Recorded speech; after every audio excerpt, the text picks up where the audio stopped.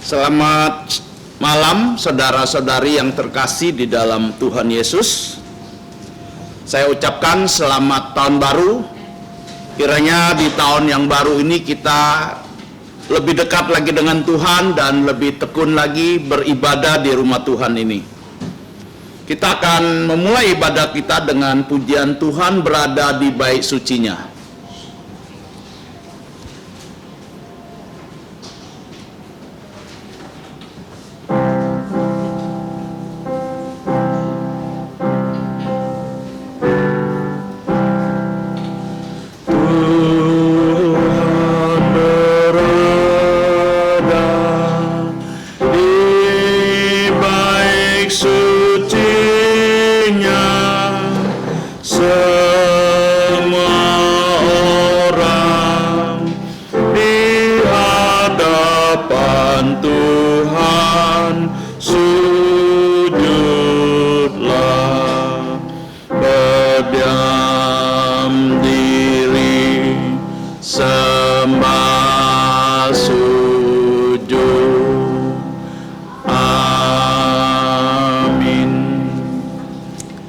Mari kita berdiam diri di hadapan Tuhan, kita masuk dalam doa teduh. Teduh dimulai. Dengarlah firman Tuhan, Mazmur pasal 15 ayat 1 dan 2. Mazmur Daud, Tuhan, siapakah yang boleh menumpang dalam kemahmu? Siapakah yang boleh diam di gunungmu yang kudus?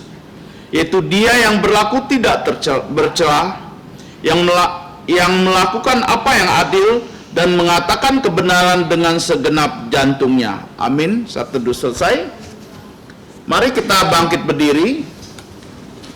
Kita memuji Tuhan nomor 60. Nomor 60, suci, suci, suci.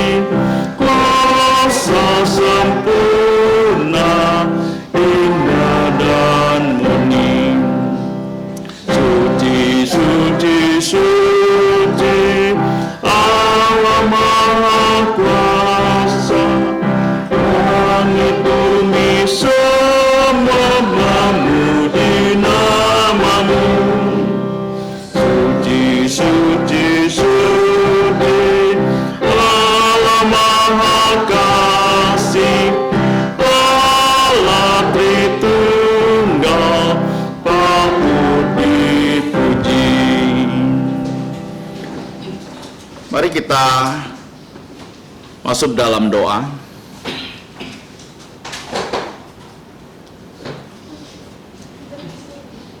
Allah Bapa kami yang ada di surga, Allah yang Maha Kuasa,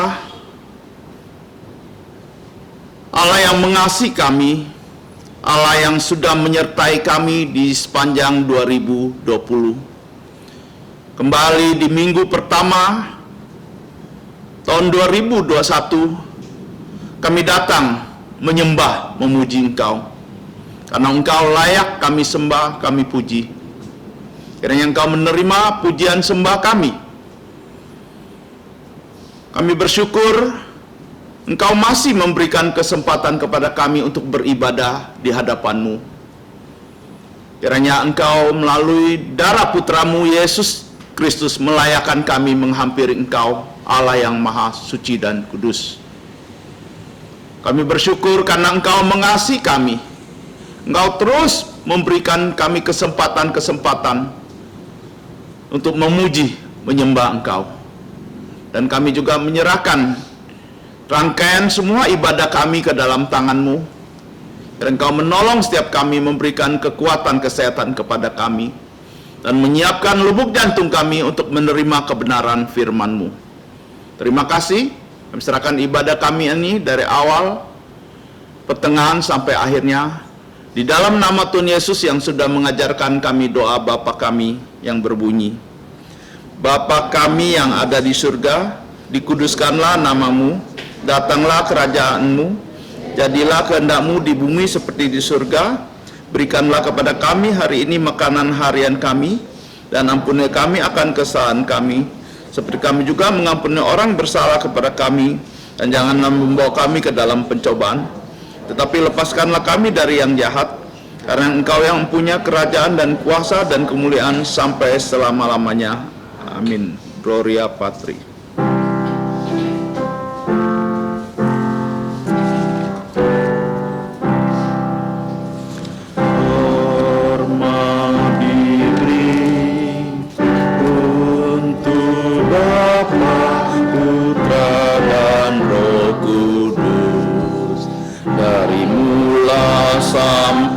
Sekarang dan seterusnya, termulia. Amin, amin. Saudara-saudari silakan duduk.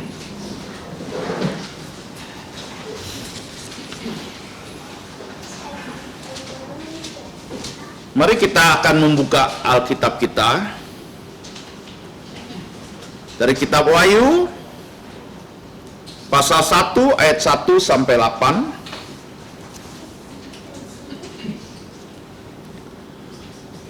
Kitab Wahyu pasal 1 ayat 1 sampai 8. Kita akan membacakannya secara bertanggapan. Saya ayat pertama, saudara-saudari ayat kedua, seterusnya sampai ayat 7 dan 8 kita bersama-sama membacakannya. Saya akan memulai dari ayat pertama. Inilah wahyu Yesus Kristus yang dikaruniakan Allah kepadanya supaya ditunjukkannya kepada hamba-hambanya yang harus segera terjadi. Dan oleh malaikatnya yang diutusnya, ia telah menyatakan kepada hambanya Yohanes. 2. Yohanes telah bersaksi tentang firman Allah, tentang kesaksian yang diberikan oleh Yesus Kristus, yaitu segala sesuatu yang telah dilihatnya. Berbahagialah ia membaca dan mereka yang mendengarkan kata-kata nubuat ini, dan yang menuruti apa yang ditulis di dalam, sebab waktunya sudah dekat.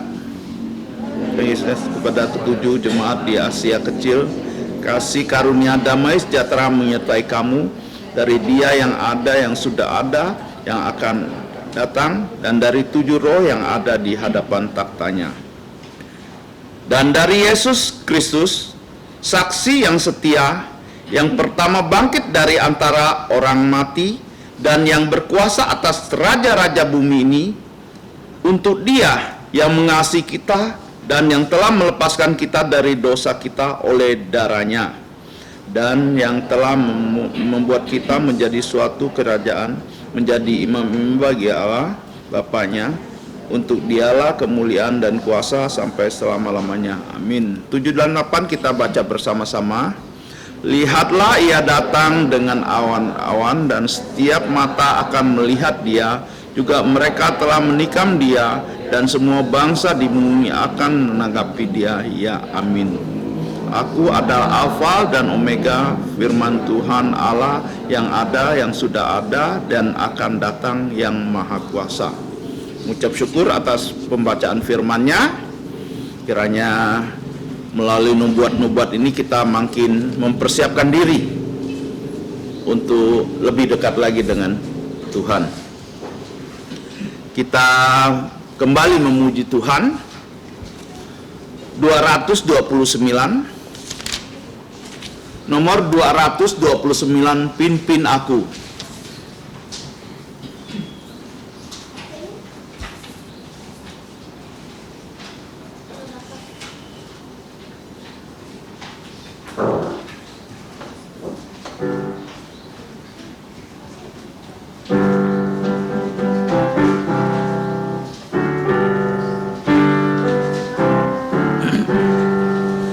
Tuhan, pimpinlah aku agar ku tak tersesat. Kau berserta amanlah di dalam anugerah-Mu. Pimpin aku agar ku tak tersesat, melewati hidupku sampai tiba di surga. Saat ombak menerpa, Kau yang melindungiku. Kau dekatku, tenanglah, itulah harapanku.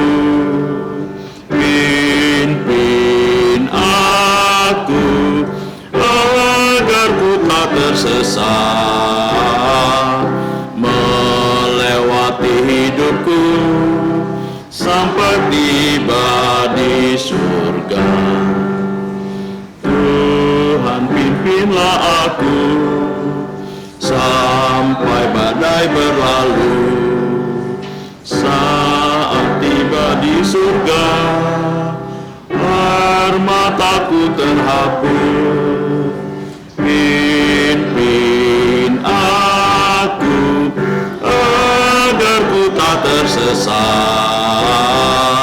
melewati hidupku sampai tiba di surga.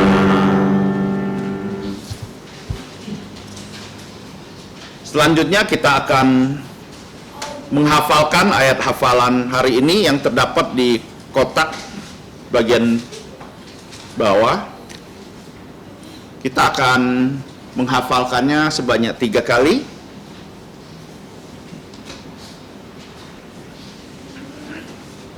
Satu, dua, tiga. Kejadian 16 ayat 13. Kemudian Hagar menamakan Tuhan yang telah berfirman kepadanya itu dengan sebutan, Engkaulah El Roi, sebab katanya, bukan di sini kulihat dia yang telah melihat aku. Sekali lagi, Kejadian 16 ayat 13. Kemudian Hagar menamakan Tuhan yang telah berfirman kepadanya itu dengan sebutan, Engkaulah El Roi, sebab katanya, bukankah di sini kulihat dia yang telah melihat aku. Yang terakhir sekali lagi, Kejadian 16 ayat 13. Kemudian Hagar menamakan Tuhan yang telah berfirman kepada itu dengan sebutan, Engkaulah El Roi, sebab katanya, bukankah di sini kulihat dia yang telah melihat aku. Kita akan melihat warta gereja kita. Sekali lagi saya ucapkan selamat tahun baru 2021. Tahun ini Kebaktian Matahari Terbenam akan membahas kitab Wahyu. Diharapkan saudara-saudari bisa menghadiri kebaktian ini secara rutin, serta mengajak teman untuk mendapatkan berkat dari Tuhan. Yang kedua, selamat kepada saudari Elizabeth yang akan dibaptis hari ini. semoga Tuhan menuntun hidupnya berjalan sesuai kehendaknya. Puji Tuhan, seperti Tuhan telah menuntun kita tahun yang lalu, mari kita semua menggunakan kesempatan untuk bersekutu dengan Allah dengan segala wadah yang telah gereja persiapkan. Mulai dari video ibadah untuk dewasa dan anak-anak, bahkan kebaktian tatap muka di gereja baik di Stedam maupun di Kubur Raya. Yang terakhir, apakah ada saudara-saudari yang pertama kali datang beribadah di tempat ini? Boleh berdiri.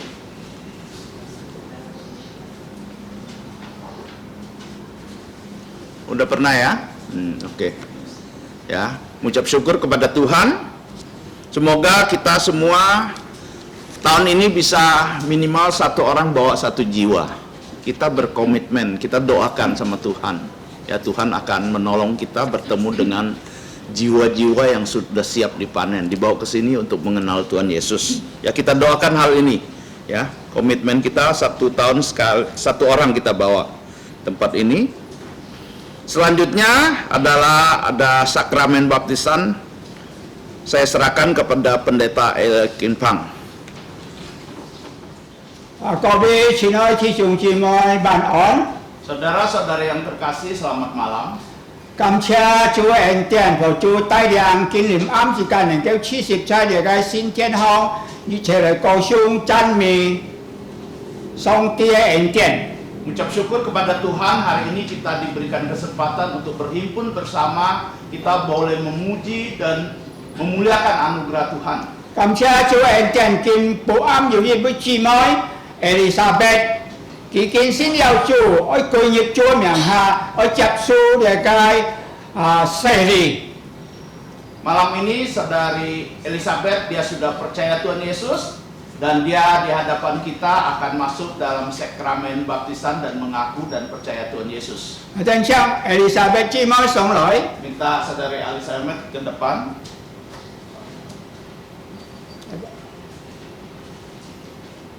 À, thì chúng chị mới chẳng thay cả này thay tổ có tổng chúng ở kỹ nhân kỹ nhân sống tế bổ sự khôn cu cái xin xin nhóm kỳ chúng kinh bố nhiệt hiế gì heo như chế trung xin kênh sủi chủ to chuyển cả. Pada saat Pendeta Pang mendoakan beliau, kita bisa mengingatnya, mendoakannya supaya dia setia mengikut Tuhan sampai kedatangan Tuhan yang kedua kali. Xin kiến công sự cả tên nhìn tên mà khâu bộ dìm sự biểu trọng sự biểu chắc chẳng thay cả tại có lời thón. Mari kita membuka Markus.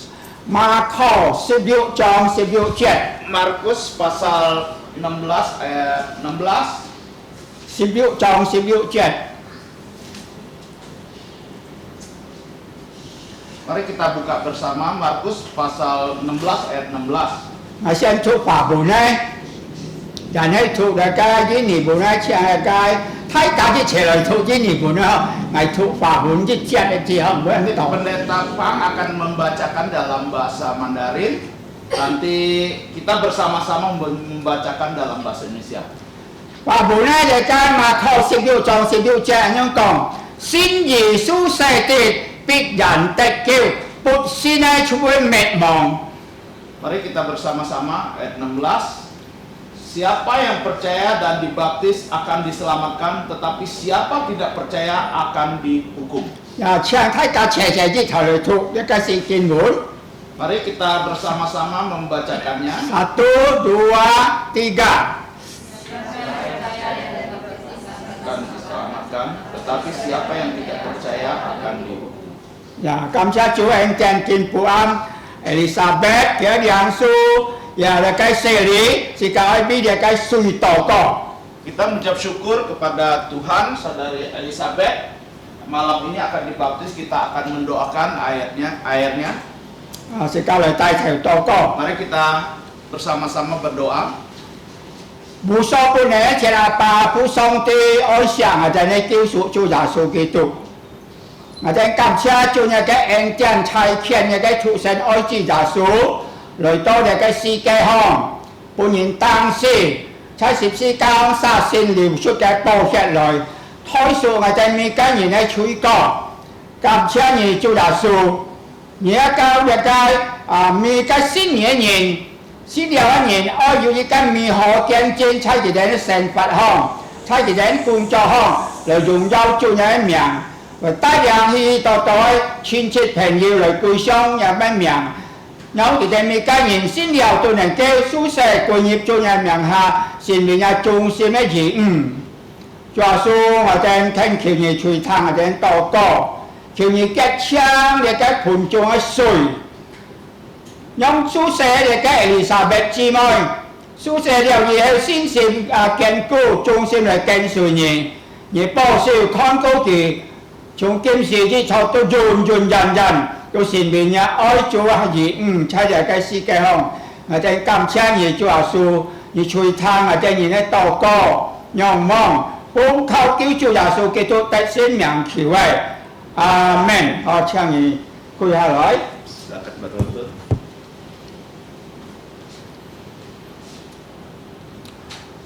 艾麗莎白姊妹，我敬父聖父聖子聖靈嘅名，替你施捨歸入主嘅名下，讓主你保守看顧這個信心，讓佢哋嘅忠心跟隨你。為你做見證，大美好嘅狀態喺個世界上，讓更多人透過這個愛心，讓上佢哋來歸向你，我哋感謝你主耶穌，垂聽我哋嘅禱告，奉耶穌基督得勝名求，阿門。呀，放下來。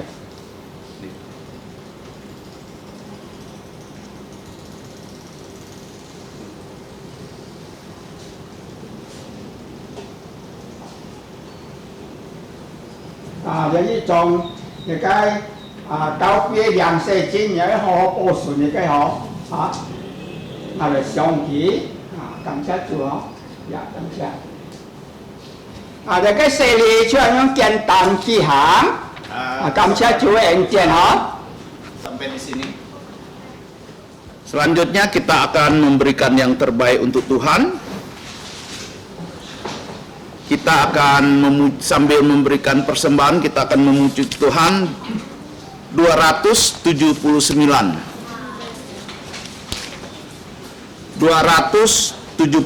memperkenankan jantung Tuhan.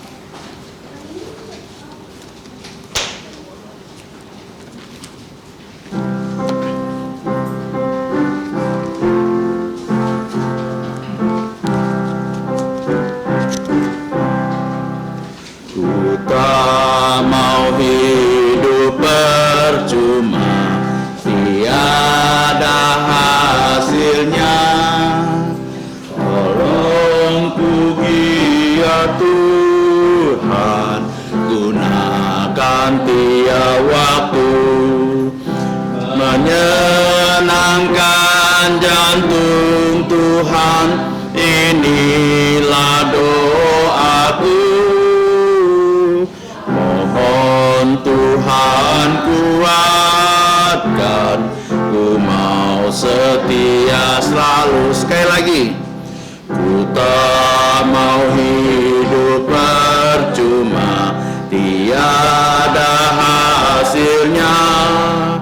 Tolong ku giat Tuhan, gunakan tiap waktu, menyenangkan jantung Tuhan, inilah doaku.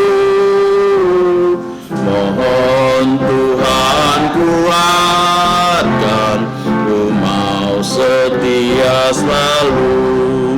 Mari kita bangkit berdiri, kita bernyanyi doksologi.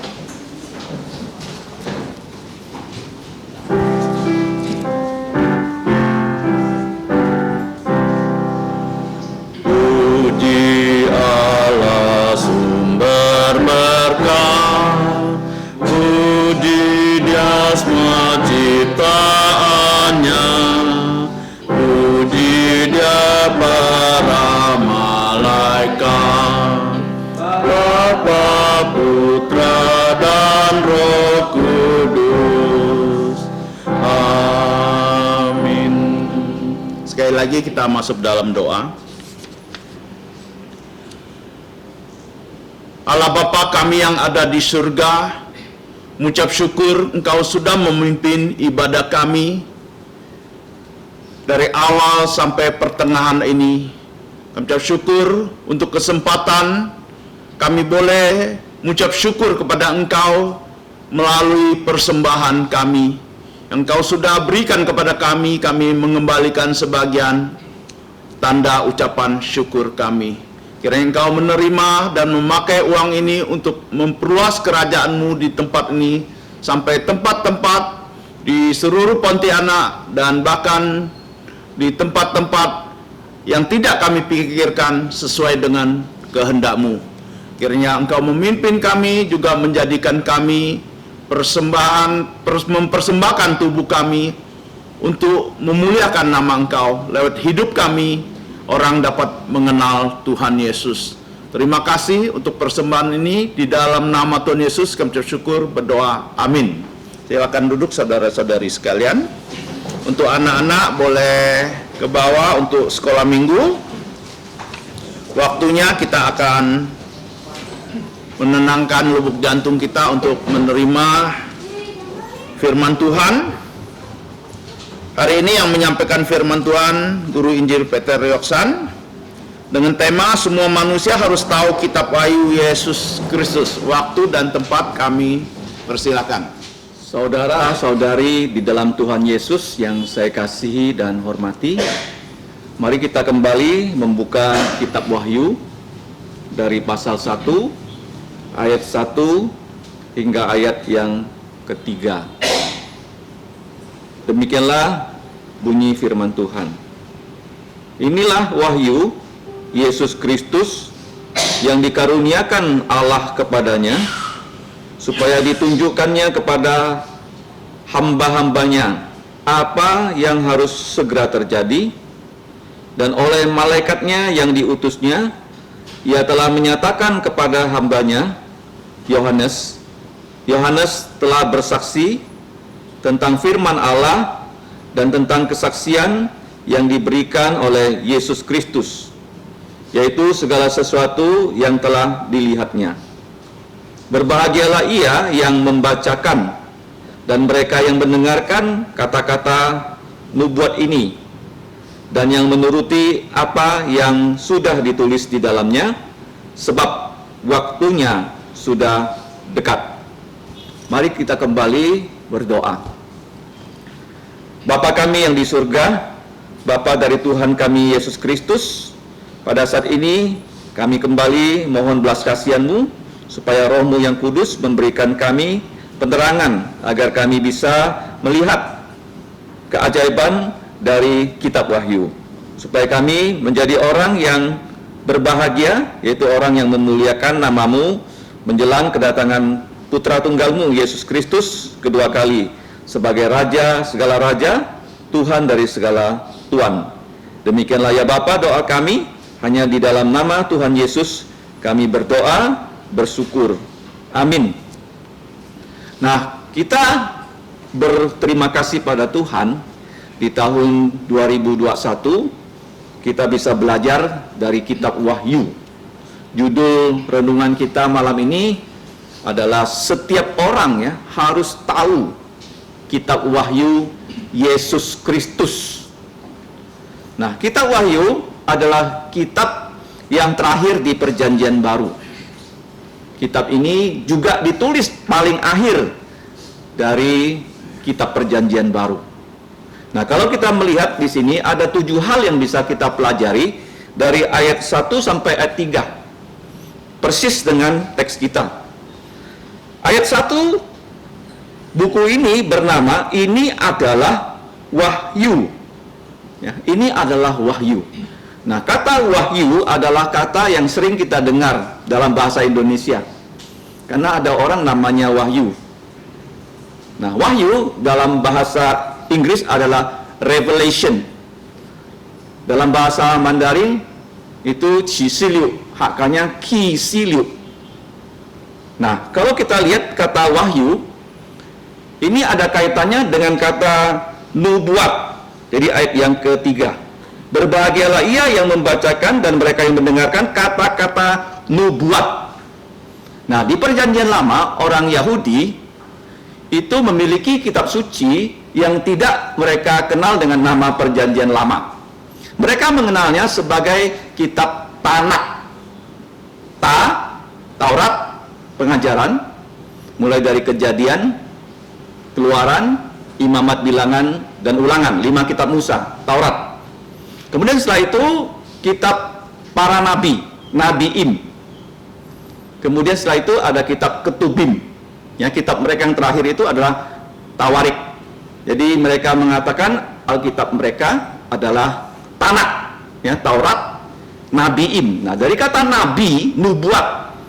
Jadi Tuhan di Perjanjian Lama mengangkat 3 pejabat yang sangat penting. Nabi untuk menyampaikan pesan Tuhan tentang apa yang harus segera terjadi. Contohnya, siapa itu nabi? Nuh. Ya, Nuh diberitahu oleh Tuhan, bahkan dikasih tahu, bangunlah bahtera di atas gunung. Kemudian Tuhan katakan akan datang banjir yang membinasakan seluruh bumi, dan dia melakukannya selama 100 tahun. Akhirnya betul-betul air bah itu datang. Jadi nabi itu tugasnya menyampaikan apa yang akan Tuhan kerjakan sebelum itu terjadi. Dan apa yang Tuhan ingin kerjakan, pasti dia kerjakan, pasti terjadi. Itu nabi, tugas yang pertama adalah menyampaikan apa yang harus terjadi. Yang kedua, nabi itu tugasnya menegur, ya, orang Israel atau manusia yang sudah jatuh dalam dosa. Sebelum orang berdosa, Tuhan sudah menegur orang itu. Dan Tuhan ingin kita jangan sampai berbuat dosa. Kalau punya keinginan berdosa, contohnya, kalau pada hari Minggu, kamu tahu harus ke gereja, tapi kamu bermalas-malasan ke gereja. Kalau sampai kamu tidak ke gereja, itu namanya dosa. Ya, jangan sampai hari Minggu tidak ke gereja. Nah, kemudian kita lihat di dalam Perjanjian Lama, jabatan kedua itu imam, jabatan ketiga itu adalah raja. Karena pertama-tama Tuhan menjadi raja langsung mereka tidak punya raja, tetapi mereka punya hakim-hakim. Tapi setelah di zamannya Saul, mereka mulai punya raja, dan kepada Raja Daud dijanjikan, ya, raja segala raja. Nah, kalau kita lihat, ya, kitab para nabi dan nabi-nabi itu ada 2 kelompok. Satu kelompok itu mereka hanya menyampaikan, ya, pesan Tuhan, tidak pernah menulis, ya, kitab suci seperti Elisa. Tapi banyak nabi bukan hanya menyampaikan pesan Tuhan secara lisan, mereka juga dipimpin Roh Kudus menulis kitab suci. Ya, contohnya Musa dan yang lain-lain sampai kitab Malaki. Nah, kita melihat di sini judul dari kitab ini begitu spesial. Satu-satunya kitab yang disebut kitab Wahyu. Bahasa Yunaninya itu Apokalupsis, ya. Apo itu adalah kata depan, apo itu artinya jauh, kalupsis itu dibuka, ya. Sepertinya rencana Tuhan itu, ya, tutupnya itu dibuka, ditaruh tempat yang jauh, dan kita diberitahu oleh Tuhan isi rencananya itu apa. Itu namanya wahyu. Nah, kata wahyu di dalam Alkitab itu tidak kurang dari 18 kali. Nah, kata wahyu di kitab Wahyu hanya muncul di pasal pertama, ayat pertama saja. Ya, Wahyu, Apokalipsis 1 kali saja muncul di sini, dan 1 kali muncul itu menjadi nama kitab ini. Ya, kenapa begitu? Karena ini tradisi Perjanjian Lama. Seperti kitab Kejadian, orang Yahudi tidak menyebutnya sebagai kitab Perjanjian. Kata yang pertama apa? Bereshit. Jadi sangat luar biasa kitab ini, ya, menutup kitab suci kita, kitab yang ke-66. Namanya Wahyu, Apokalipsis. Nah, kalau kita periksa, Wahyu ini kata yang ada kaitannya dengan nubuat, ya, profesi ataupun nabi. Tetapi sesungguhnya kata Apokalipsis lebih mengarah kepada kedatangan Yesus yang kedua kali. Artinya dunia ini akan berakhir dan Tuhan Yesus akan menciptakan langit baru, bumi baru, Yerusalem baru. Itu artinya, ya, Wahyu. Mari kita lihat 1 Petrus pasal 1 ayat 7. Maksud semuanya itu ialah untuk membuktikan kemurnian imanmu yang jauh lebih tinggi nilainya daripada emas yang fana, yang diuji kemurniannya dengan api, sehingga kamu beroleh puji-pujian dan kemuliaan dan kehormatan pada hari Yesus Kristus. Nah, di sini mewahyukan dirinya, mengapokalipsiskan dirinya. Tuhan Yesus sudah datang sebagai juru selamat 2000 tahun yang lalu, dan waktu Yesus datang itu ada 300 nubuatan dalam Alkitab yang Tuhan Yesus genapi. Nah, kitab Wahyu judulnya adalah Wahyu, terdiri dari 22 pasal dan terdiri dari 404 ayat. Wahyu bukan kitab yang gampang dimengerti, tetapi kalau kita rajin mempelajarinya, Tuhan akan membuat kita dapat mengerti. Saya mengingat ya, kira-kira hampir ya 30 tahun yang lalu, saya waktu membaca kitab Wahyu, saya tak mengerti. Nah, bagaimana caranya saya mencoba mulai mau mengerti kitab Wahyu? Yaitu waktu itu perusahaan memberikan saya satu mobil untuk dipakai. Di dalamnya ada CD. Dan setiap hari, boleh dikatakan sering saya memutar CD dari kitab Wahyu yang dibaca dalam bahasa Inggris. Saya dengar terus, saya dengar terus, saya dengar terus. Walaupun tak ngerti, dengar lagi. Sampai tahun 2002, waktu saya belajar di sekolah Alkitab FEBC, nah baru saya mulai mengerti tentang kitab Wahyu. Karena ini menjadi satu pelajaran ya, yang khusus, dan juga di dalam pelajaran-pelajaran lain sering disebutkan tentang kitab Wahyu. Nah, kenapa kita harus mengerti kitab Wahyu? Karena begini, kamu lihat ya, Wahyu ini judulnya Wahyu, yang kedua tentang Yesus Kristus. Wahyu Yesus Kristus. Nah, di Alkitab ada Injil, disebut juga Injil Yesus Kristus. Setiap orang kalau mau mengenal Yesus harus kenal Injil. Itu belum cukup loh. Kalau kamu hanya kenal Yesus dari Injil, masih belum sempurna. Kamu harus kenal Yesus Kristus dari Wahyu, baru kamu sempurna mengenal siapa itu Yesus. Coba lihat Markus pasal 1 ayat 1. Makanya judulnya setiap orang harus ya mengetahui kitab Wahyu Yesus Kristus. Setiap orang harus mengetahui Injil Yesus Kristus. Ya, jadi dua hal ini harus kita kombinasikan. Kalau gereja hanya berbicara tentang Injil belum cukup. Harus berbicara tuntas Wahyu kepada semua orang percaya. Ayat 1, ini adalah permulaan Injil Yesus Kristus Putra Allah. Tentang Yesus Kristus. Siapa itu Yesus? Yesus itu kenapa di sini tidak disebut Tuhan? Wahyu Yesus Kristus, karena Yesus itu artinya Tuhan Juru Selamat. Kamu memanggil dia Yesus sudah cukup sebenarnya. Karena Yesus itu adalah kombinasi dua kata, ya, yaitu Yehova, menyelamatkan. Dua kata digabung menjadi nama Yesus, ya. Bahasa Ibrani-nya itu Yosua. Yesus itu bahasa Yunani. Paham ya? Jadi Tuhan Juru Selamat melalui Kristus. Apa itu Kristus? Kalau tidak ada Kristus, kamu nggak bisa selamat. Saya nggak bisa selamat. Kristus adalah dia nabi, dia imam, dia raja. Yesus nabi menyampaikan firman Tuhan, sehingga di dalam tangan kita ada perjanjian baru melengkapi perjanjian lama. Itu ditulis oleh Rasul Yesus Kristus. Dia imam, dia mati untuk dosa kita. Dia ada raja, dia bangkit dari kematian. Kalau kita membaca Injil, Tuhan Yesus itu kemuliaannya tidak begitu nampak. Kenapa? Karena dia menjadi budak untuk mati untuk dosa-dosa kita. Tetapi kalau kamu membaca Wahyu, kamu baru kenal siapa Yesus sebagai Putra Allah. Nah, kamu lihat di sini, satu namanya kitab Wahyu, Wahyu tentang apa? Yesus Kristus. Karena di dalam kitab Wahyu, tadi saya sudah kirim lewat WA, ada 25 nama dan gelar Yesus di kitab Wahyu. 25 loh. Ya, di kalender kita ada 365 nama-nama dan gelar Allah. Dan saya sering katakan, tidak ada di kitab suci manapun Allah yang manusia sembah sebanyak nama Allah kita dan gelar Allah kita. Kenapa? Karena Allah kita itu tidak terbatas. Dia memperkenalkan kita 365 nama gelar. Kalau kita bisa hafal semuanya loh, kamu pasti diberkati. Nah, saya akan bacakan beberapa saja. Dia saksi setia, putra sulung yang mati tetapi sudah bangkit dari kematian. Artinya Yesus yang pertama bangkit dari kematian, yang memiliki tubuh mulia.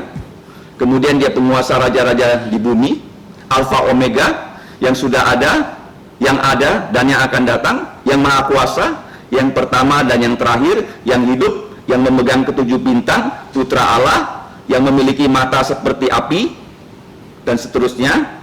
Kemudian yang ke-12, yang memiliki 7 roh Allah dan 7 bintang. 13, yang kudus dan yang benar. 14, pemegang kunci Daud. 15, gelarnya adalah Amin, saksi yang setia dan benar. 16, awal penciptaan Allah. 17, singa yang berasal dari suku Yehuda. 18, keturunan Daud atau akar Daud. Nah, yang paling banyak itu di kitab Wahyu gelar Yesus apa? Anak domba Allah. Itu banyak ya, mulai dari pasal 5 ayat 6 sampai 22 ayat 1. Yang ke-20, Tuhan, Yesus adalah Tuhan, Yesus adalah kudus, Yesus adalah yang benar. Kemudian 21, Yesus gelarnya setia dan benar. 22, Yesus adalah firman Allah. Kemudian 23, Yesus raja segala raja dan Tuhan dari segala Tuhan. 19:16. Kemudian 24, Yesus adalah Mesias, Kristus. 20 ayat 6. Yang terakhir yaitu yang ke-25, Yesus akar dan keturunan Daud, bintang pagi yang cemerlang. 22 ayat 16. Jadi ada 25 nama dan gelar Tuhan Yesus. Jadi wahyu ini adalah wahyu Yesus Kristus, tentang Yesus Kristus. Kenapa tentang dia? Karena wahyu ini yang ketiga dikaruniakan oleh Allah Bapa kepadanya. Ini rencana Allah Bapa. Yesus pernah berkata, Putra manusia akan datang kembali ke bumi, tidak ada yang tahu. Malaikat pun tidak, putra manusia pun tidak. Maksudnya apa? Itu sudah di dalam, itu domain Allah Bapa. Dia merencanakan, tentu saja Yesus tahu. Tapi ini ya oleh Bapa diserahkan kepada Yesus untuk dijalankan. Waktu Yesus datang ke bumi 2000 tahun yang lalu, dia menjalankan seluruh rencana Allah untuk menyelamatkan kita. Saya sudah katakan tadi pagi, ada 3 pekerjaan Yesus. 1, dia menjadi juru selamat kita dengan menjalankan seluruh hukum Taurat. Dia mati untuk dosa kita dan dia bangkit dari kematian. Itu yang pertama. Yang kedua, dia melakukan mujizat. Mujizat itu hanya Tuhan yang bisa lakukan. Manusia diberi otak untuk mengubah massa menjadi energi. Tapi Yesus bisa dengan energinya menjadikan energi itu menjadi massa. Contohnya, air dia buat menjadi anggur. 5 roti, 2 ikan, dia buat menjadi apa? Bisa mengenyangkan 5.000 keluarga. Allah itu dengan berbicara saja, dengan energinya, dengan tenaganya, firmannya yang maha kuasa, semuanya jadi. Kita nggak bisa. Ya, manusia hanya bisa dengan BBM dibakar, kamu bisa naik motor. Benda kamu ubah jadi energi. Energi itu nanti bisa untuk listrik, untuk HP. Itu saja tugas manusia. Manusia bisa mengubah energi dengan reaktor nuklir menjadi energi nuklir yang menghancurkan, dan juga untuk energi listrik. Yang terbaru tadi pagi saya katakan, itu orang membuat namanya matahari kan. Kamu bisa baca di internet. Tiongkok hanya berhasil 1 menit membuat reaktor matahari. Korea 1,5 menit. Kalau bom nuklir itu atom dipecah untuk energi. Kalau reaktor matahari atom digabung. Kalau ini fisi, kalau ini fusi. Nah, itu manusia hanya bisa meledakkan atau menggabungkan. Kalau Tuhan, dia dengan energi yang tidak ada, dari kuasanya dia buat menjadi ada. Itu Yesus. Yang ketiga, Yesus mendirikan gerejanya, dan wahyu ini diserahkan ya secara khusus kepada gereja. Ya, kalau gereja sampai nggak pernah belajar kitab wahyu, itu menyalahi kehendak Tuhan Yesus. Jadi dari Bapa diserahkan pada Tuhan Yesus. Ya, kalau kita lihat di dalam kitab wahyu, nanti ada kata Roh Kudus. Pada hari Tuhan ayat 10, aku Yohanes dikuasai oleh Roh Kudus. Jadi di sini adalah kerja dari Allah Tritunggal. Bapa memberikan rencana pada Yesus. Yesus sekarang serahkan itu kepada Yohanes, tapi nggak langsung. Dia serahkan kepada Yohanes lewat malaikat-malaikat.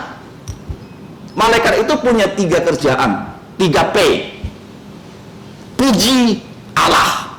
Selalu mereka berkata, kudus, kudus, kudus. Kenapa kudus? Kita berdosa. Makanya darah Yesus bisa menguduskan kita. Kamu lihat ya, kenapa manusia sekarang jahat? Karena tidak kudus. Kalau dia itu otaknya bersih, maka dia nggak melakukan kejahatan. Malaikat selalu memuji Tuhan, kudus, kudus, kudus. Bapa kudus, Putra kudus, Roh kudus. Dan kita yang percaya Yesus juga kudus loh.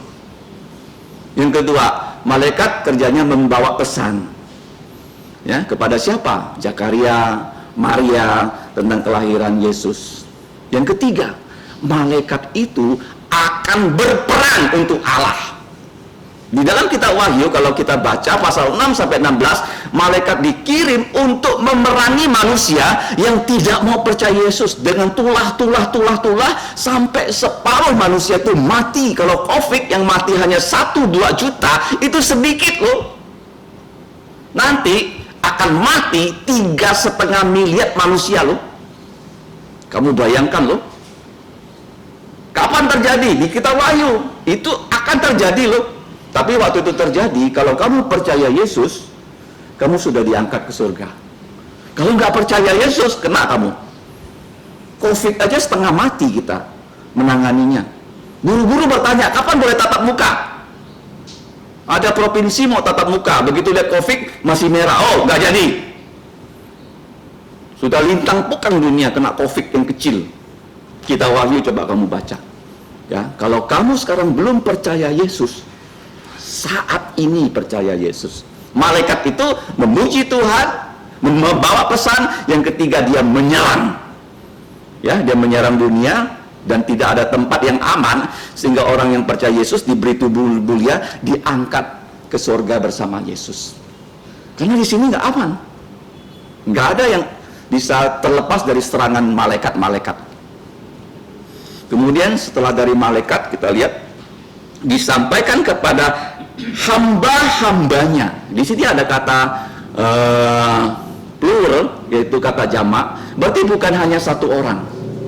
Ya, banyak orang yang percaya Yesus disebut hamba. Budak itu artinya begini, kita sudah bebas dari dosa. Dulu kita hamba dosa, suka judi, suka minum, suka macam-macam yang dosa. Tapi setelah kamu percaya Yesus, darah Yesus membebaskan kamu dari dosa, sehingga kamu sekarang menjadi hambanya Allah. Dulu hambanya dosa, masuk neraka kalau terus begitu. Tapi setelah percaya Yesus, dipindahkan dari hamba dosa, sekarang menjadi budak-budaknya Allah.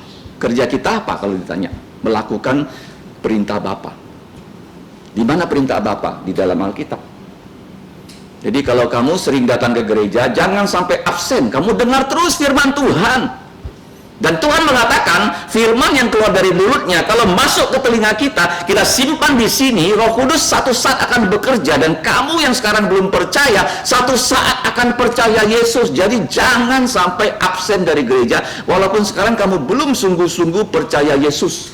Tiap minggu datang. Gereja itu seperti rumah sakit. Dia nggak takut kamu sakit apa. Mau sakit COVID ke TBC, silakan datang. Di situ ada obat bisa sembuhkan kamu. Gereja juga begitu. Kalau kamu pemabuk, perokok, penjudi dan macam-macam, tiap minggu ke gereja. Tuhan akan sembuhkan kamu, menjadikan kamu manusia yang lahir baru. Jadi kita lihat ya, ini adalah Yohanes. Mewakili begitu banyak hamba-hamba Tuhan. Nah, kenapa Yohanes? Yohanes itu namanya adalah Yohanes. Orang yang menerima anugerah Tuhan. Kalau kita baca di dalam kitab Injil, dia adalah murid Yesus yang dipercayai betul oleh Tuhan Yesus karena dia sangat dekat dengan Yesus. Bahkan kalau kita baca dalam Injil Matius 16 ayat 28, Yesus bilang sama murid-muridnya, di antara kalian ada yang tidak akan mati sebelum melihat saya datang sebagai raja. Siapa itu? Yohanes. Yohanes adalah murid yang dikasihi Tuhan dan mengasihi Tuhan. Dia adalah murid yang panjang sabar. Orang yang paling sabar selain Musa adalah Yohanes. Kenapa dia panjang sabar? Karena dia disuruh hidup paling tua, hampir umur 100 baru dia mati. Dan dia panjang sabar. Kenapa? Semua murid yang lain, rasul-rasul yang lain sudah punya tugas dan selesai tugas. Abangnya tuh paling pertama dapat tugas, dipenggal, kepalanya mati. Waktu Yesus baru tidak lama naik ke sorga, Yakobus sudah mati, Yohanes masih hidup loh. Dia melayani dengan setia, mengabarkan Injil bersama Petrus, ya, menggembalakan gereja, terus dengan setia. Tidak ada perintah dari Yesus kepada dia, sampai semua rasul boleh dikatakan sudah mati satu persatu. Di tangan dia sudah ada semua Alkitab. Sudah ada dari kitab Matius, Markus, Lukas, kisah para rasul, surat Petrus, semua sudah ada. 20 lebih kitab di tangan kita sudah ada. Dia sudah punya 22 kitab di tangan dia loh. Dia sudah tua sekali. Kok saya belum dapat giliran menulis Alkitab? Apakah dia akan give up? Enggak. Ternyata sampai waktunya semua rasul yang lain sudah mati, dia sudah melayani Yesus 50 tahun loh. Kamu ikut Yesus baru berapa tahun? Kamu melayani Yesus baru berapa tahun? Pendeta Pang tadi 90 tahun. Tanya dia sudah berapa tahun melayani Yesus. Yohanes sudah melayani Yesus 50 tahun. Baru Tuhan bilang sama dia, Yohanes, tulis Injil Yohanes. Wah, baru di tangan kita ada Injil Yohanes, ditulis tahun 80-an. Kemudian surat Yohanes, terakhir sebelum dia mati, dia ditangkap, masuk ke pengasingan di Pulau Patmos, disuruh menulis kitab Wahyu. Kenapa? Karena waktu 10 tahun yang lalu disuruh menulis Injil Yohanes, nggak ada tentang akhir zaman. Kamu lihat Matius 24-25 tentang akhir zaman. Markus itu Petrus bersama Markus itu ditulis ada tentang akhir zaman, Markus 13. Kemudian di Injil Lukas ada juga, Lukas 22 tentang akhir zaman, kedatangan Yesus kedua kali. Tetapi kalau kamu baca Injil Yohanes dari pasal 1 sampai selesai, nggak ada tentang akhir zaman. Ternyata Tuhan punya rencana, Yohanes akan menulis kitab ini secara spesifik. Kamu tidak akan mati kalau belum melihat aku, Yesus, datang sebagai Raja segala Raja, Tuhan segala Tuhan. Yohanes tuh umurnya kaucap loh, masih harus pegang pen. Apalagi kalian yang masih muda, enggak melayani Tuhan, sayang. Matanya masih bagus, tenaganya masih kuat, belajar melayani sampai kita mati loh, sampai tua pun kalau masih hidup kita masih tetap bisa melayani. Jadi kamu lihat ya, Bapak Surgawi memberikan pada Yesus, Yesus mau sampaikan kepada semua hamba-hambanya, tapi melalui malaikat diberitahu kepada Yohanes. Yohanes ini orang yang paling banyak bertemu dengan malaikat. Luar biasa, karena dia mengasihi Yesus. Apa itu kasih? Kasih itu panjang sabar. Tunggu Tuhan Yesus. Tuhan Yesus punya rencana untuk hidupmu. Kalau kamu sekarang susah hidupnya, keluargamu susah, tapi kamu sudah percaya Yesus, kamu jangan give up. Tuhan punya rencana baik untuk kamu loh.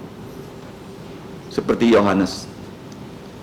Jadi Yohanes kenapa dia bisa? Karena dia sudah diangkat menjadi rasul, dan dia diberi tugas tidak akan mati sebelum melihat Yesus datang sebagai Raja. Dan Yohanes ini kalau kita lihat deskripsinya adalah saksi tentang firman Allah, saksi tentang kesaksian yang diberikan Yesus. Apa itu maksudnya? Yesus tadi kita sudah baca, gelarnya adalah firman. Yohanes itu menjadi murid Yesus yang mengikuti Yesus selama 3 tahun lebih. Dia menyaksikan Tuhan Yesus melayani. Dia menyaksikan mujizat Yesus yang pertama. Kalau kamu baca Yohanes pasal 2, air diubah jadi anggur. Kemudian waktu Yesus mau mati pun, Yesus serahkan Maria untuk dijaga oleh Yohanes. Dan dikatakan Yohanes ini membawa Maria yang sudah tua melayani di kota Efesus sebagai gembala sidang sebelum dia dibuang di Pulau Patmos. Paulus sudah mati sebagai gembala Efesus, Timotius sudah mati, dia masih hidup loh. Inilah Yohanes. Dia menjadi saksi Tuhan Yesus, menjadi saksi firman. Apa itu saksi? Kata saksi nanti kita juga melihat ya gelar Yesus di ayat ke-5, saksi setia. Saksi setia itu artinya martir setia. Martir loh. Artinya kita berbicara tentang kebenaran dan orang itu mau mencelakakan kamu karena kamu ngomongnya benar. Kamu melayani dengan benar, orang mau menyerang kamu. Nah, itulah saksi. Martir yang setia. Ini Yohanes. Ya, Yohanes itu saksi Yesus. Yesus disebut saksi yang setia. Kemudian kita lihat yang berikutnya, apa yang menjadi ciri khas kitab Wahyu? Ayat yang kedua. Yesus memberitahukan kepada Yohanes segala sesuatu yang telah dilihatnya. Nah, apa yang dilihat Yohanes? Yohanes mencatat kitab Wahyu. Yang pertama yang dilihatnya dia tulis yang sudah terjadi. Yang kedua, dia diberitahu tentang hal yang akan datang. Makanya kitab Wahyu ada 4 orang memandang kitab Wahyu. Tentu saja cara pandang ini tidak semuanya bisa benar. 4 macam ya. Hanya satu yang bisa benar. Satu, kalau kita lihat dari pasal 4 sampai 22, itu hal yang akan terjadi, belum terjadi. Kapan itu terjadi? Kita percaya terjadi waktu kita diangkat ke angkasa. Ya, bertemu dengan Yesus, baru di bumi ya dari pasal 6 sampai 19 ditimpa tulah. Itu yang kita percayai. Itu pandangan literal, dalam istilah teologianya itu pandangan futuris, masa depan. Nah, Ezra suka belajar teka-teki dia, bahasa Inggris. Ya, itu Ezra ya. Mamanya suka main teka-teki dengan dia. Teka-tekinya begini. I am ya in front of you, but you cannot see me. Aku di depan kamu, tapi kamu nggak bisa lihat saya. Apa itu? Future. Wahyu tentang masa depan. Kita nggak bisa nampak, tapi Yesus tunjukkan pada kita. Baru kita nampak. Nah, ini pandangan yang betul tentang wahyu. Kemudian pandangan yang salah ada 3. Mereka mengatakan wahyu itu preteris. Pre itu terjadi, teris ya. Tidak lama setelah wahyu ini ditulis. Kalau kamu baca kitab Wahyu, oh udah terjadi. Kapan? Nah, waktu Yohanes kirim wahyu ini sudah terjadi. Terjadinya di mana? Nggak tahu, lihat sendiri. Ini ngawur ya, sudah terjadi. Gimana sudah terjadi? Ada nggak separuh penduduk bumi mati? Nggak ada. Yang berikutnya, mereka mengatakan wahyu itu adalah periode sejarah. Terjadinya begini. Itu juga salah. Pandangan salah yang ketiga, mereka mengatakan wahyu itu adalah simbol ya, peperangan antara yang baik Allah dengan yang jahat setan, terus berlangsung sampai sekarang. Nah, jadi satu yang betul, wahyu itu tentang masa depan ya, sebagian besar, walaupun yang sudah terjadi ada ditulis di situ, tapi sebagian besar tentang masa depan yang belum terjadi, karena Daniel pernah mendapatkan wahyu ada 70 kali 7. 70 kali 7 tahun, di mana 400 ya. Kalau 77 kali 7 berapa? Ini ada akuntan di sini, Saudari Lucy, berapa? 77 kali 7. 490. Semuanya sudah terjadi, tinggal 17 belum terjadi. 17-nya terjadi, ini 7 tahun di dalam kitab Wahyu belum terjadi. Ya, jadi 69 minggu, 69 kali 7 sudah terjadi. Kapan terjadi? Waktu Yesus datang sebagai raja yang mengalahkan kematian, dia bangkit dari kematian, itu sudah terjadi, sudah genap. Tapi di antara Yesus ya menggenapi 69 minggu sampai minggu yang ke-7 ini ada namanya masa gereja. Masa apa? Masa gereja. Kita nggak tahu masa gereja ini kapan berakhir. Kalau kita lihat tanda-tandanya sudah ada banyak terjadi. Ada 7 tanda ya di kitab Matius 24. Tandanya apa? Gempa bumi. Kemudian apa tandanya? Perang. Tandanya sampar ya, seperti sekarang Covid itu hanya kecil saja. Kemudian tandanya apa?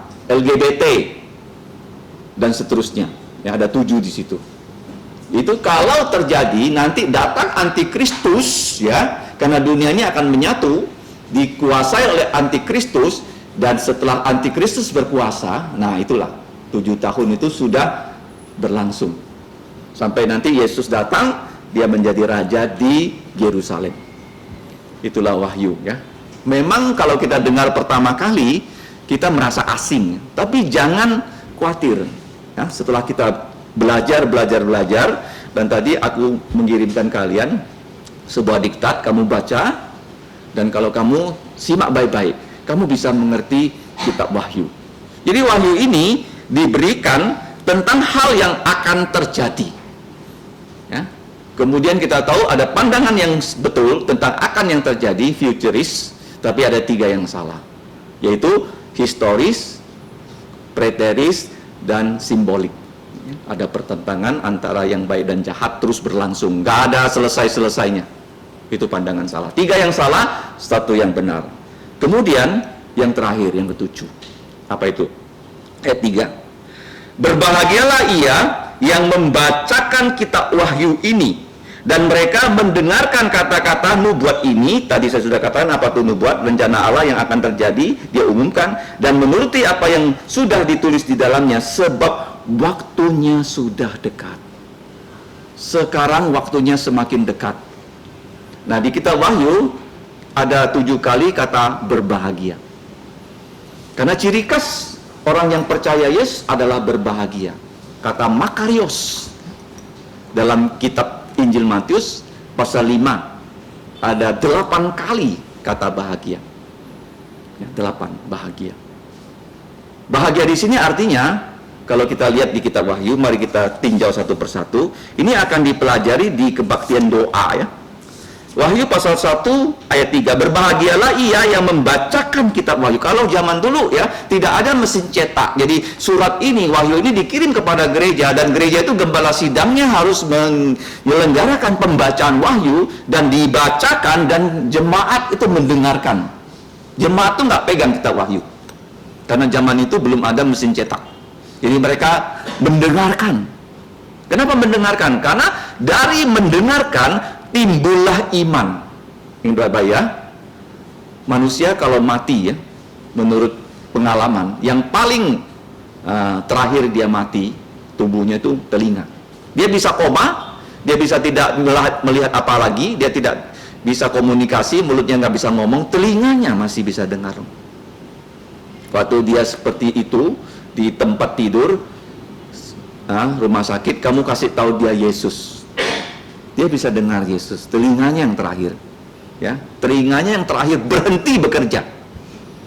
Makanya barang siapa punya telinga, hendaklah dia mendengarkan kata-kata Roh Kudus. Ini diulang-ulang ya kepada 7 gereja, 7 kali. 7 kali ucapan bahagia. Kenapa bahagia? Kalau kamu mau dengarkan firman Tuhan. Orang tanya, kamu bahagia nggak tahun 2021? Nggak bahagia. Kenapa? Kalau kamu nggak dengar firman, nggak ngerti firman. Tetapi kalau kamu dengar firman, sekarang saya tahu wahyu loh, ada 7 poin loh, ayat 1-3 loh, saya kurang ngerti. Oh nggak apa-apa, ada videonya di YouTube, dengar lagi, sampai ngerti. Kalau kamu udah ngerti, kamu jadi orang yang berbahagia di matanya Tuhan. Paham ya?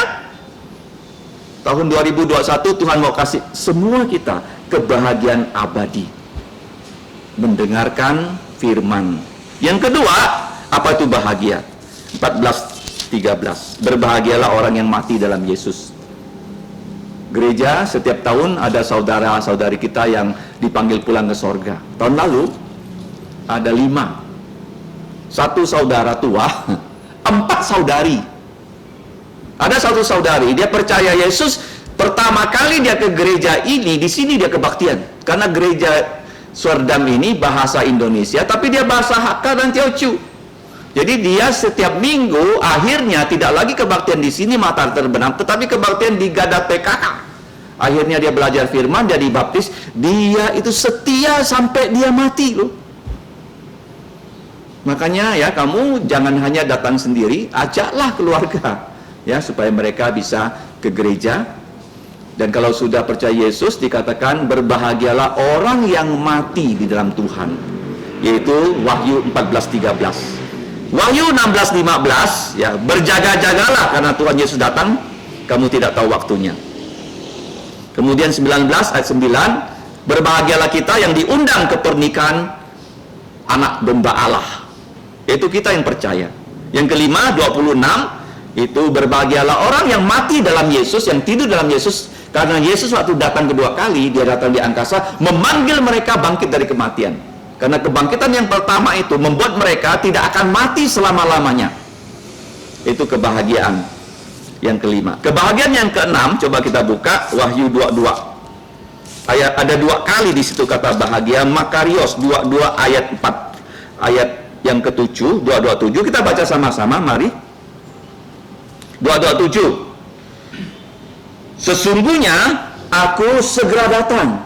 Berbahagialah orang yang menuruti perkataan-perkataan nubuat kitab ini. Jadi kata apokalipsis hanya muncul sekali pasal 1 ayat 1. Setelah itu dikatakan nubuat yang menggantikan apokalipsis.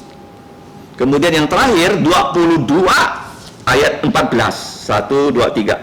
Berbahagialah mereka yang membasuh jubahnya, mereka akan memperoleh hak atas pohon-pohon kehidupan dan masuk melalui pintu-pintu gerbang ke dalam kota itu. Yang dibasuh jubahnya dengan darah artinya kamu percaya Yesus waktu kamu masih bernafas.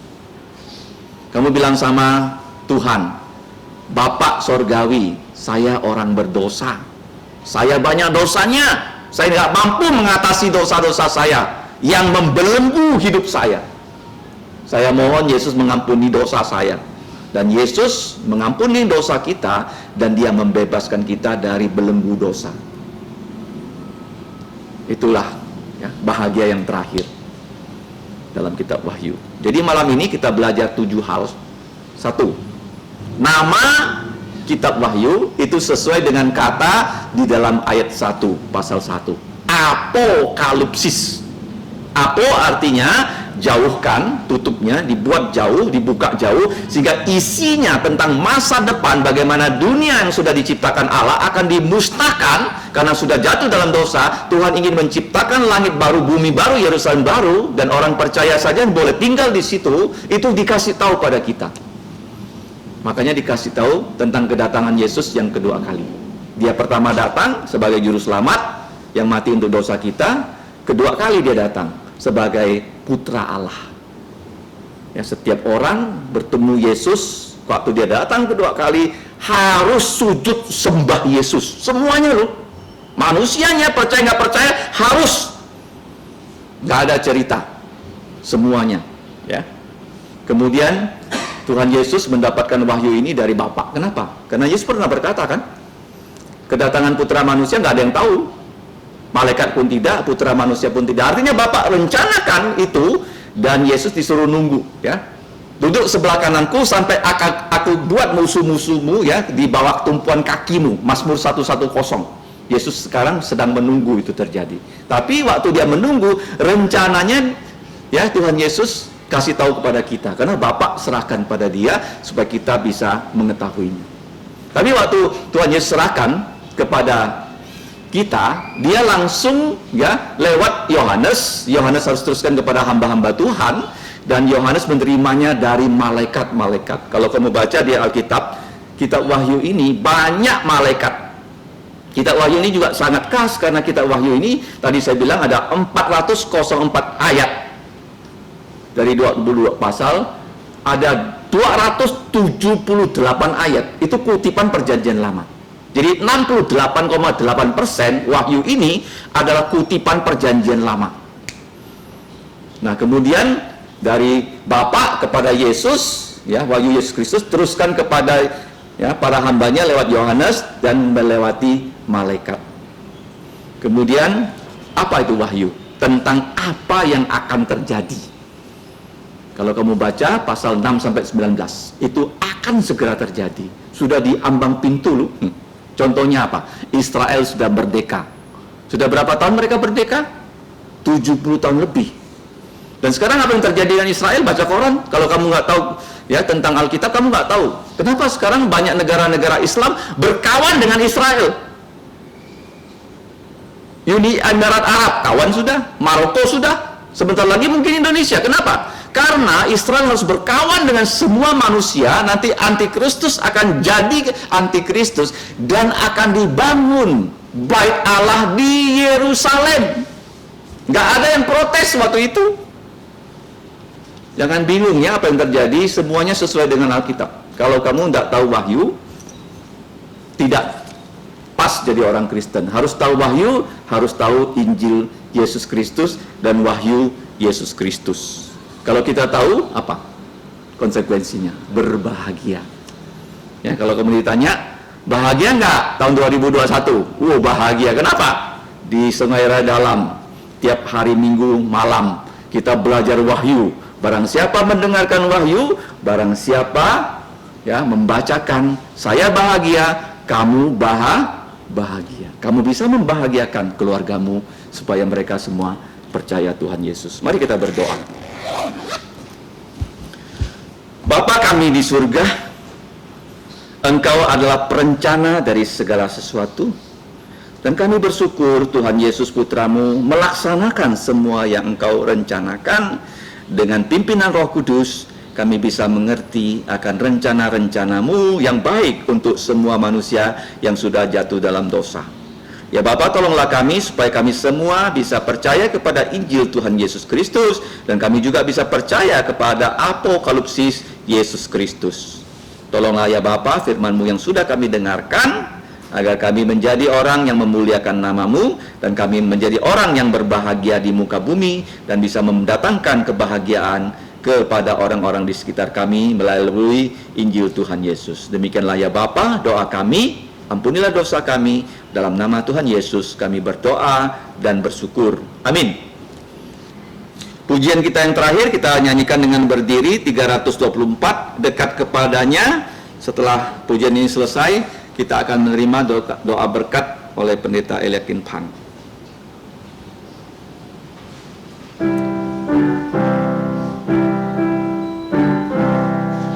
Tuhan berkat-Ku yang bakal melebihi jiwaku, sepanjang jalan hidupku, ku mau jalan ikut Dia. Ku dekat padanya, ku dekat padanya, sepanjang jalan hidupku, ku mau jalan ikut Dia. Ku tak ingin nikmat dunia, disanjung dan dihormat.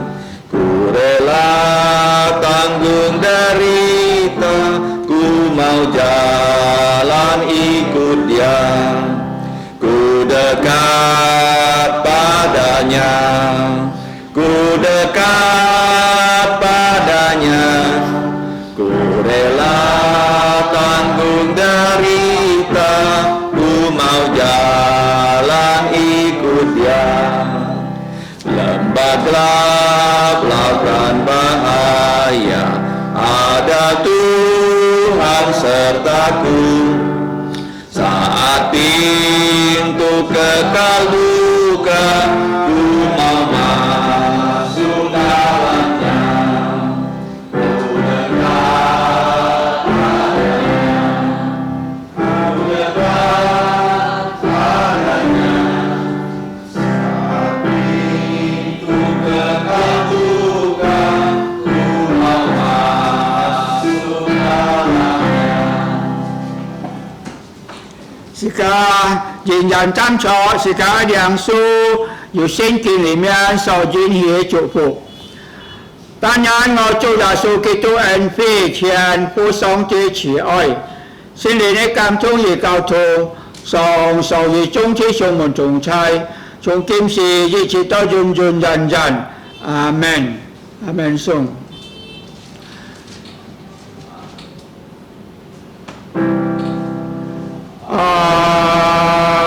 Amen. Amen.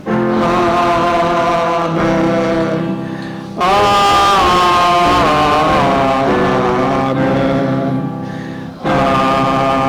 Amen.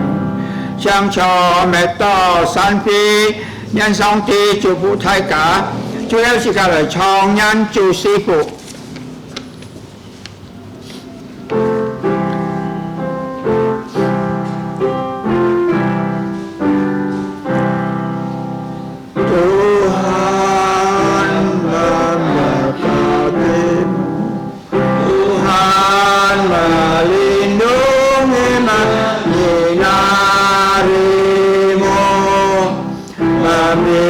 kasih